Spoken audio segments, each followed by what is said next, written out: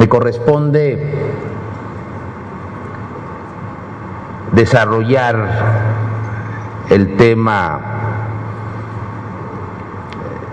referido a la importancia de la familia en el desarrollo social y en la construcción de las políticas públicas. Quiero comenzar agradeciendo a las directivas de Asocajas por la invitación a participar en su Congreso Nacional, que en esta edición ha propuesto como eje central la construcción de políticas públicas de familia, base fundamental de cualquier programa de desarrollo social. Y también felicitando a los representantes de las cajas que se encuentran hoy en este encuentro por la eficiente gestión que realizan en favor de la salud, la cultura, la recreación y la calidad de vida de las familias colombianas. En el año 2009, Colombia aprobó la Ley 1361, dirigida a proteger integralmente a la familia, la cual por primera vez le reconoce una serie de derechos en su calidad de sujeto colectivo y ordena la creación de un observatorio y una política nacional para su fortalecimiento. Esto sucede al tiempo que se busca eliminar del matrimonio tanto el requisito de la complementariedad sexual como su finalidad procreativa, que se trata de redefinir el significado de la paternidad y que a través de sentencias judiciales se relativiza el concepto de familia desvinculándolo de cualquier criterio objetivo, para fundarlo en su lugar en elementos tan subjetivos, volubles e inacibles como los sentimientos de afecto y solidaridad. Estas propuestas, si bien están movidas por la noble intención de satisfacer las expectativas de quienes buscan una aprobación institucional para sus opciones de vida y aspiran a un trato igualitario frente a la estructura familiar tradicionalmente reconocida en Occidente, lo que logran es que las relaciones familiares pierdan su especificidad, que cada vez sean más difíciles de distinguir de otro tipo de relaciones sociales y afectivas, y que en esa medida que la definición de familia sea cada vez más irrelevante. Es pertinente entonces preguntarse si en medio de este ambiente tan caldeado por la polémica entre posiciones tan radicalmente opuestas, es posible asumir una postura definida en materia de políticas de familia que consulte el bien común y el interés público, y evite caer, por tanto, en sectarismos ideológicos, como en una insensata indiferencia frente a la desintegración de la familia. Nuestra respuesta es un contundente sí, que sustentamos en la publicación que próximamente vamos a distribuir entre los responsables de políticas públicas a nivel nacional y regional, la cual recoge la mejor evidencia empírica disponible en Colombia y el mundo sobre la dinámica familiar y su relación con la sostenibilidad y la prosperidad social. El primer aspecto que debemos tener claro para no naufragar en las procelosas aguas de las políticas de familia es la distinción entre el bien común, el interés público y la multitud de intereses particulares y aspiraciones personales que puedan existir en esta materia. Si bien la corrección política hoy ha logrado imponer el dogma de que cualquier gusto o inclinación personal en materia sexual y por lo tanto en materia de familia es incuestionable moralmente y que siempre que sea libre y consentida debe ser celebrada por parte de la sociedad y del Estado en nombre de la diversidad, la realidad social refleja en más de 30 años de investigación científica, la realidad social reflejada en más de 30 años de investigación científica muestra, por otra parte, que la naturaleza y la estructura de cada familia afecta su dinámica interna, lo cual finalmente se refleja en sus posibilidades de generar capital humano y capital social, de los cuales depende el futuro y el bienestar de toda sociedad. Como lo ha explicado en diversas publicaciones el Premio Nobel de Economía, profesor James Heckman, a diferencia de la década de los 60, hoy sabemos mucho más sobre el poder de la familia en la conformación de las capacidades de los adultos. El desarrollo de las habilidades comienza en el vientre materno, así como en los primeros años de vida antes de que el niño entre al colegio. Las diferencias en las habilidades de los niños se comienzan a marcar mucho antes de que estos se vinculen al sistema educativo formal. Son las familias las que plantean las semillas que les permitirá desarrollarse como estudiantes adultos y exitosos.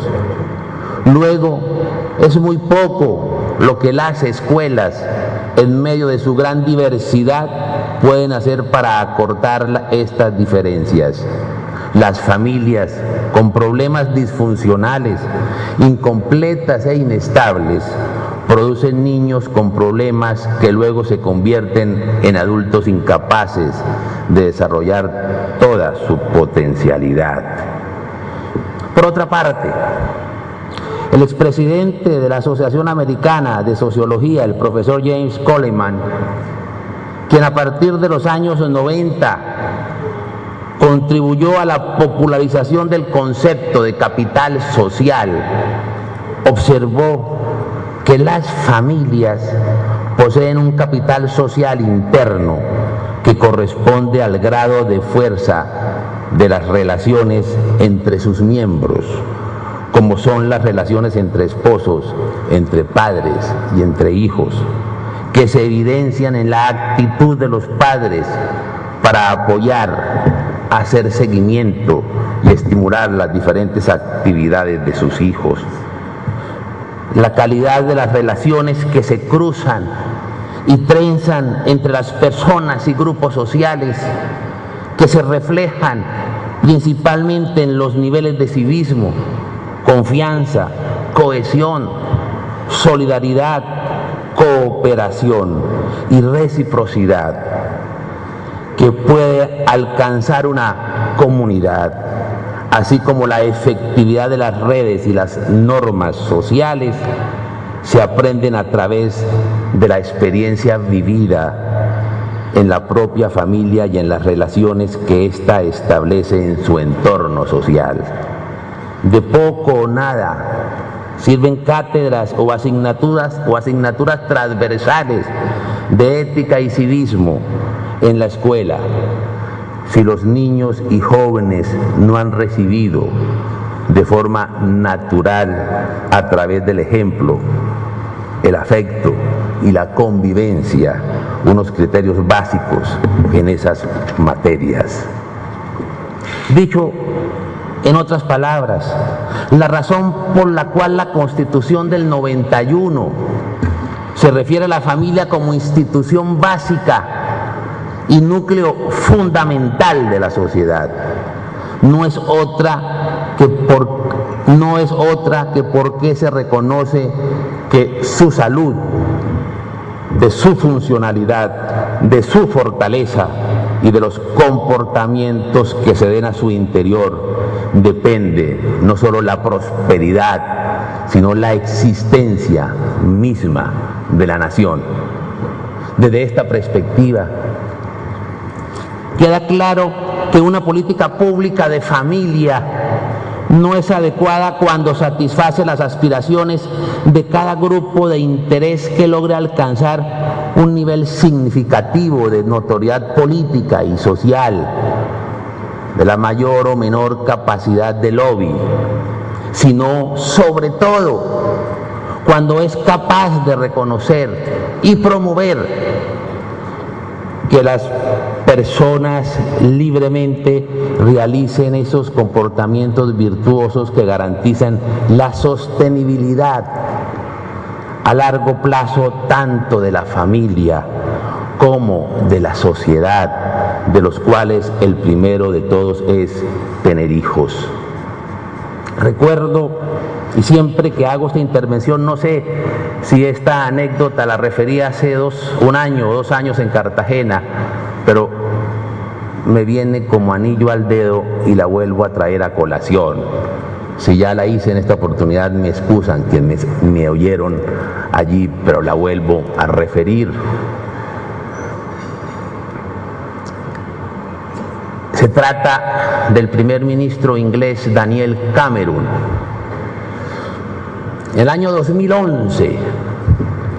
se suscitaron en Londres unos terribles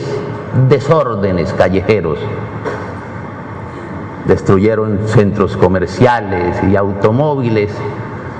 Al retornar la calma, Daniel Cameron se dirigió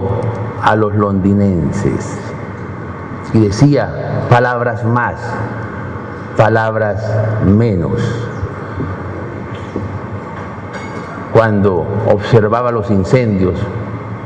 observaba la destrucción producida por estos adolescentes, yo me preguntaba, decía Cameron, en dónde se encontraban los padres de familia. Y concluye Cameron, dice, en adelante no habrá política pública en Inglaterra que no se haga en perspectiva de familia. Y nótese que don Daniel Cameron no es de la nómina paralela de la Procuraduría.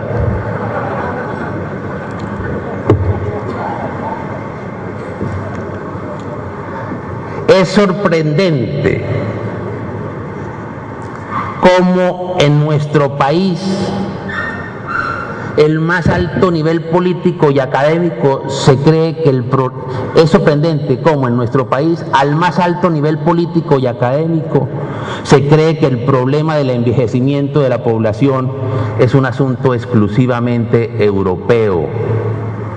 del cual nosotros no tenemos por qué preocuparnos. La verdad es lamentablemente opuesta, es radicalmente opuesta. Tenemos más motivos para preocuparnos que los europeos, con la diferencia que tenemos un poco más de tiempo para hacer algo al respecto. Si bien Colombia, al igual que otros países de América Latina, actualmente disfruta el denominado bono demográfico, y que nuestra población junto con la del Brasil inclusive se ha rejuvenecido ligeramente si se analiza el fenómeno con detenimiento y se atienden las proyecciones actuales, el futuro no es tan rosa como todos quisiéramos. Para Colombia, según las proyecciones de la CELADE, la primera fase del bono demográfico, en la que el número de personas dependientes, menores de edad y adultos mayores disminuye frente al número de personas en edad productiva, terminará dentro de 3 años, alrededor de 2017, y mantendrá una relación de dependencia creciente pero aún favorable, es decir, una situación en la que hay menos de 2 personas dependientes por cada 3 personas de edad productiva, hasta principios de la década de los 40, lo cual quiere decir que la próxima generación de colombianos no solo verá el fin del bono demográfico, sino que además, si no se toman las medidas necesarias desde ahora, tendrá que asumir la creciente carga de una población dependiente que exigirá grandes transferencias de recursos por parte de las personas económicamente activas, situación que no solo tiende a generar conflictos intergeneracionales cuando se acumula el capital necesario, sino que podría poner en riesgo la financiación y la viabilidad de sistemas claves como la salud y las pensiones. Por otra parte, son varias las circunstancias las que hacen que la transición demográfica latinoamericana sea más compleja e impredecible que la europea o norteamericana. En primer lugar, mientras en los países desarrollados el paso a una situación de baja fertilidad y baja mortalidad tardó 150 años, mientras en América Latina las tasas de fertilidad se han reducido a la mitad en tan solo 30 años. Eso significa que nuestros países tendrán mucho menos tiempo para preparar sus instituciones y sus servicios sociales para enfrentar las demandas de una población envejecida. Por otra parte, los países desarrollados lograron aumentar significativamente su nivel educativo, mejorando su capital humano, al postergar el matrimonio y recuperando más adelante parte de la disminución de las tasas de fecundidad en nuestros países. Por el contrario, parte del rejuvenecimiento de la población se debe al aumento de embarazos entre adolescentes, que a su vez alimentan el creciente fenómeno de las madres cabezas de familia, quienes tienden a vivir en un entorno socioeconómico más difícil que el de sus padres y a ofrecerle unas perspectivas de desarrollo menos halagadoras para sus hijos. Finalmente, mientras en Europa la sustitución del matrimonio por la unión libre y la paternidad extramatrimonial apareció en la segunda fase de la transición demográfica, en América Latina se está dando antes de que se posponga la edad en la formación de uniones maritales. Esto se traduce en menores posibilidades de formación de capital humano y capital social, y mayores perspectivas de caída en la tasa de fecundidad en el futuro, que en Colombia a la fecha se encuentra apenas en el mínimo necesario para la sustitución de la población. En otras palabras, esto quiere decir que es muy posible que nuestros países lleguen a ser viejos antes que ricos. Es entonces una prioridad para el bien común el que las políticas públicas de familia asuman la cuestión demográfica con una perspectiva de largo plazo que garantice la sostenibilidad de la población colombiana y la viabilidad de nuestro sistema de seguridad social, reconociendo con justicia el esfuerzo de quienes invierten sus recursos, tanto materiales como inmateriales, en la formación de los futuros miembros de la sociedad antes que en satisfacer las preferencias propias de cada estilo de vida, cualquiera que éstas sean. Por otra parte, además de observar el principio de prevalencia del interés general sobre el particular, las políticas públicas deben estar sólidamente fundadas en la mejor evidencia científica disponible, con el fin de evitar que sean presa fácil de la manipulación política y termine convertidas en un vehículo de imposición ideológica o de reingeniería social. En este sentido, la afirmación expresada hace ya casi 20 años por los sociólogos Sarah McClanahan y Gary Sandefur resume muy bien lo que la evidencia empírica muestra en relación con el entorno que mejor garantiza el desarrollo integral de los niños, que si bien aún tiene resistencia por parte de un determinado sector ideológico de la sociedad, ha sido ratificada una y otra vez por la literatura científica en las últimas décadas, sin que al parecer los legisladores y responsables de políticas públicas hayan tomado nota al respecto. Dicen los expertos que si se nos pidiera diseñar un sistema para asegurar que las necesidades básicas de los hijos sean satisfechas, probablemente vendríamos con algo muy similar a la estructura ideal de ambos padres. Este diseño, en teoría, no solo asegura que los hijos tienen acceso al tiempo y el dinero de dos adultos, también provee un sistema de frenos y de contrapesos que promueven una mejor paternidad. El hecho de que ambos padres tienen una conexión biológica con el hijo aumenta la probabilidad de que los padres se identifiquen con el hijo y se sacrifiquen por él, a tiempo que reduce la posibilidad de que uno de ellos abuse del hijo. Por otra parte, es abundante la literatura que muestra las ventajas con que crecen los niños que viven con sus dos padres biológicos, unidos en un matrimonio saludable frente a los niños cuyos padres cohabitan o que viven con solo uno de ellos. En Colombia, por ejemplo, un estudio de las 3 bases de datos que cuentan con información relevante en cuanto al desempeño de los niños: la Encuesta Nacional de Demografía y Salud, la Encuesta Continua de Hogares de Colombia y la Encuesta de los Hogares Comunitarios, le permitió a investigadores de la Universidad de los Andes concluir que los hogares en unión libre están peor que los hogares casados en varias dimensiones, incluidos la tenencia de bienes duraderos y el bienestar infantil, logrando documentar que existen importantes diferencias en las variables de desempeño del hogar, así como en las de adultos y niños entre los hogares formados por parejas casadas y por parejas que viven en unión libre. Esto es un estudio muy importante de la Universidad de los Andes. En relación con la propiedad de bienes durables, casa, automóvil, las diferencias persisten después de neutralizar los efectos de otras características como el grado de escolaridad o el salario del jefe del hogar.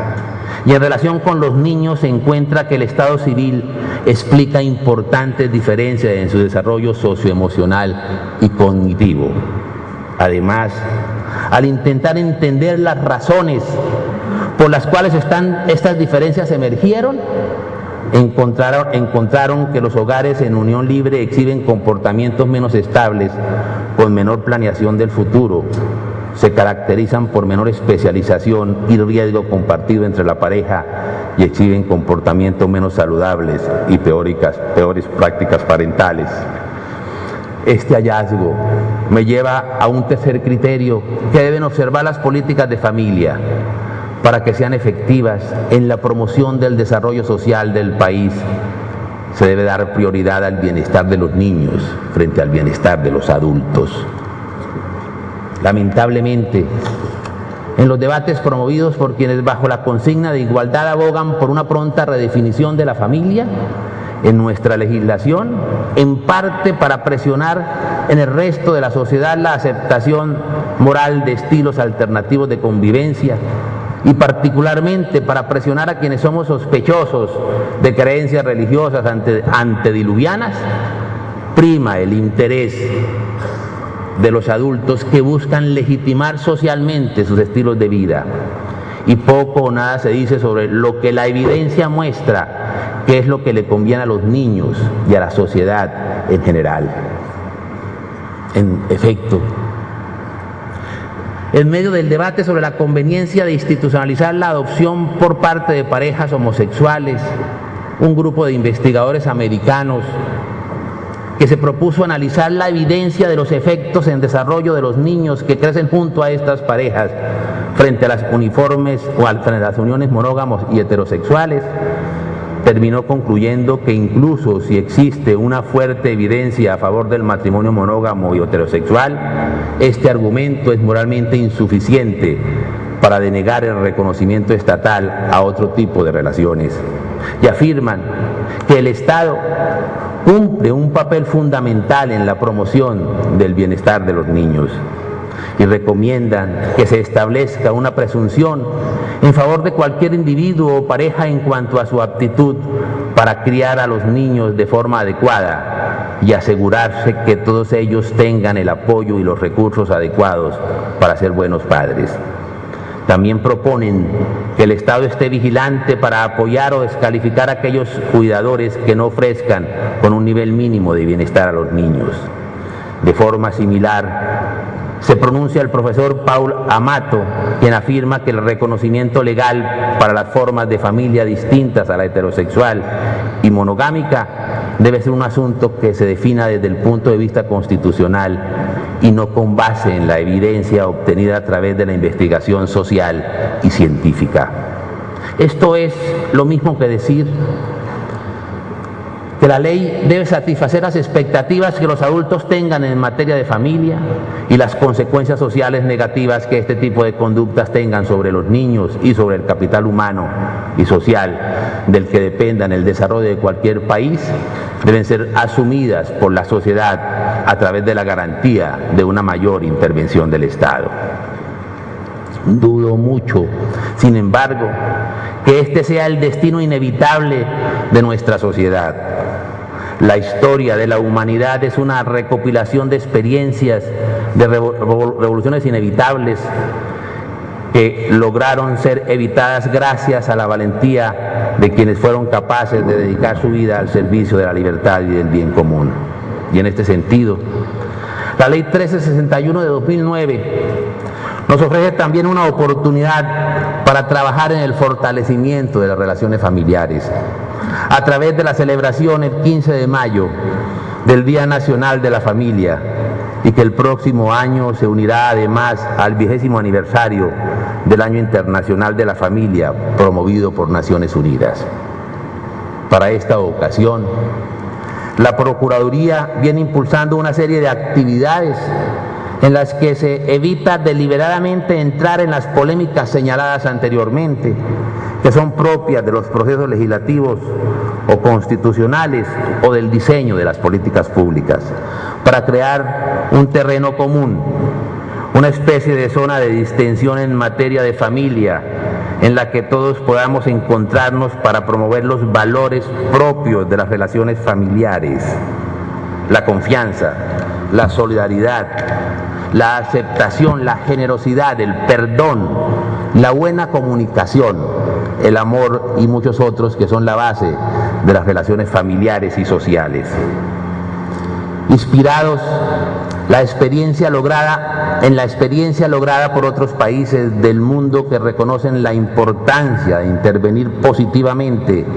en la dinámica interna de las familias, un equipo de funcionarios ha trabajado en proyecto que logra promover hábitos familiares saludables, aplicando un modelo desarrollado en la Universidad de Stanford sobre el cambio de comportamientos con el apoyo de una aplicación para dispositivos móviles, lo cual está orientada a aumentar el tiempo que los padres invierten en sus hijos, el número de comidas en familia, las horas de lectura de padres a hijos, así como ofrecer orientación familiar, consejos sobre buenas prácticas parentales e información sobre actividades recreativas para la familia, entre otros, la cual esperamos poner a disposición de los colombianos en forma gratuita en cuanto encontremos un socio estratégico que esté dispuesto a asumir su financiación. Frente al pesimismo que embarga a algunos cuando se refieren al triste espectáculo de la desintegración familiar, como si fuera un destino inexorable, nosotros queremos trabajar con empeño para hacer posible la esperanza. La famosa frase del Principito, de lo esencial es invisible a los ojos de los hombres, difícilmente puede aplicarse con más propiedad que los valores y sentimientos que animan las relaciones familiares, sobre las que se funda el tejido social de nuestro país. Si bien los sentimientos, que son como fuerzas de la naturaleza, que no obedecen a la voluntad, como sabiamente lo reconoce Próspero, el protagonista de La Tempestad de Shakespeare, también es cierto que pueden ser cultivados si se trabaja en ellos con dedicación y paciencia. Es nuestra responsabilidad